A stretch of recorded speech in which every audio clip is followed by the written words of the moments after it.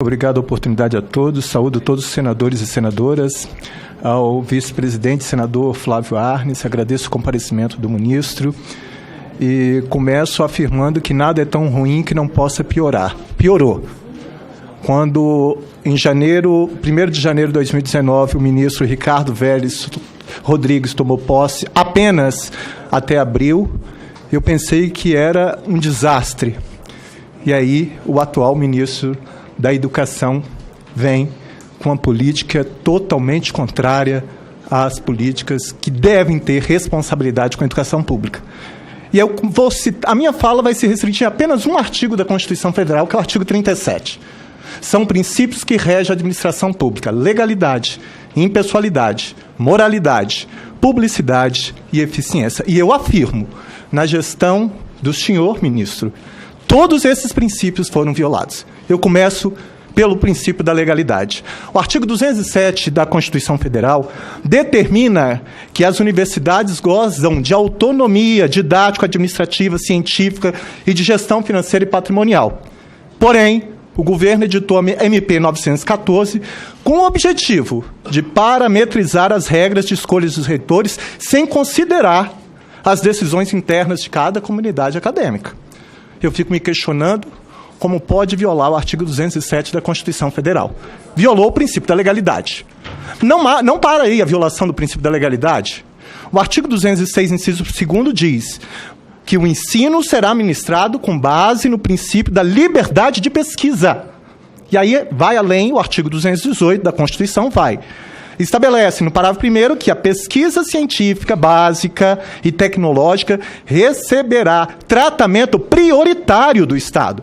Isso não sou eu que estou dizendo, isso é a Constituição da República Federativa do Brasil de 5 de outubro de 88. Pergunto novamente qual a intenção do governo em limitar o número de pesquisadores que podem frequentar eventos acadêmicos? Porque era isso que estava colocado na portaria 2.227, que, graças a Deus, foi revogada. Agora eu vou para a violação do segundo princípio, moralidade. A Lei 1079 de 1950 determina no artigo 9º, item 7, que é crime de responsabilidade proceder de modo incompatível com a dignidade, a honra e o decoro do cargo. No entanto, eu tenho até vergonha de falar, mas é necessário. Há exemplos de ofensas a presidente da República, aspas do senhor. O Macron não está à altura deste embate. É apenas um calhorda oportunista buscando do lobby agrícola francês. Outra aspas. Ferro no cretino do Macron, não nos franceses. As ofensas não parou o presidente da França. Ele se dirigiu agora a uma mulher, uma cidadã brasileira. Aspas do senhor. Uma pena. Prefiro cuidar dos estábulos. Ficaria mais perto da égua sarnenta e desdentada da sua mãe. Outra aspas. Que bom, agora continue procurando pelo seu pai. Outra aspas. Sinto em avisar, porém seu caso não resolve estudando. Tem que reencarnar. Aproveita e peça para não voltar tão feio.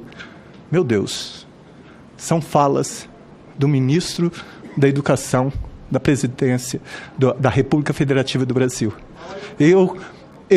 O artigo 140 do Código Penal estabelece crime de injúria. Injuriar alguém ofendendo a dignidade ou decoro. Fico questionando, porque aqui está, a lei de crime de responsabilidade é clara. Proceder de modo incompatível com a dignidade, honra e decoro, e isso é crime de responsabilidade. Violação do princípio da moralidade. Passo para o terceiro. Princípio da eficiência. Eficiência. Conforme a lição da professora de Direito Administrativo da USP, professora Odete Medawar, aspas dela, o princípio da eficiência determina que a administração deve agir de modo rápido e preciso para produzir resultados que satisfaçam as necessidades da população. Fechou aspas. Ou seja, a administração pública tem que ser rápida, ágil, eficiente. Está aqui, esse é um princípio constitucional. No MEC houve o empossamento de 4,3 bilhões de dinheiro. O que é esse empossamento? O dinheiro foi alocado ali, está liberado, mas o Ministério não consegue gastar. Aí eu fico assim pensando, meu Deus, Apenas 27,3% das escolas de ensino fundamental contam com biblioteca. Apenas 37,2% contam com quadras de esporte. Apenas 8,1% com laboratório de ciências. E o MEC não gastou 4,3 bilhões. E não para, esse prejuízo não fica aqui, senhoras e senhores senadores. Porque o orçamento do ano de 2020 é com base no que você gastou no ano anterior. Então, esse ano, na educação, já foi cortado 10 bilhões de reais. Mas todos têm direito à educação pública de qualidade? Essa é uma garantia constitucional prevista no artigo 6º. Então, está aqui. Corte de bolsas de pesquisa de ensino superior foi de 21%, aproximadamente 600 milhões. A pasta comandada por Vossa Senhoria deixou de utilizar 1 bilhão de reais de recursos recuperados pela Lava Jato. O MEC descontinuou o Pacto Nacional pela Alfabetização na idade certa e atrasa repasse no programa Mais Alfabetização. Apenas 1% das dotações orçamentárias dedicadas ao EJA foram executados. Então, não tem como. Com tudo isso, o impacto foi corte na educação em 10 bilhões. Violação ao princípio da eficiência. Impessoalidade. Gravíssima violação ao princípio da impessoalidade quando o senhor aceitou pedido feito pelo TUIT de correção de prova. Será que todos têm acesso? E eu volto a esclarecer, o senhor não está numa empresa privada. Talvez a forma de atuação de Vossa Excelência na empresa privada fosse uma. Aqui no Estado, ele tem que ser impessoal, doa a quem doer. Então, violou sim, quando o senador Randolph cita o exemplo.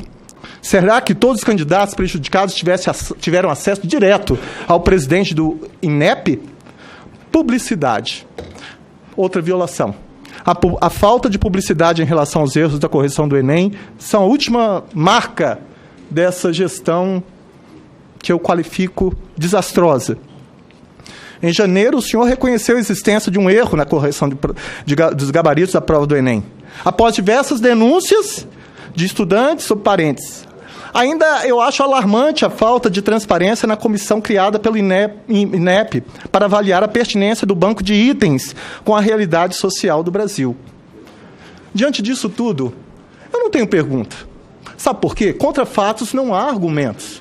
Eu sou, assim como em conjunto com outros parlamentares, um dos autores que demandaram judicialmente o pedido de impeachment de Vossa Excelência, com base, não preservando todos os princípios constitucionais, mas com base na violação aos princípios da legalidade, impessoalidade, moralidade, publicidade e eficiência, com base ainda na Lei 1079, de 1950, que trata dos crimes de responsabilidade.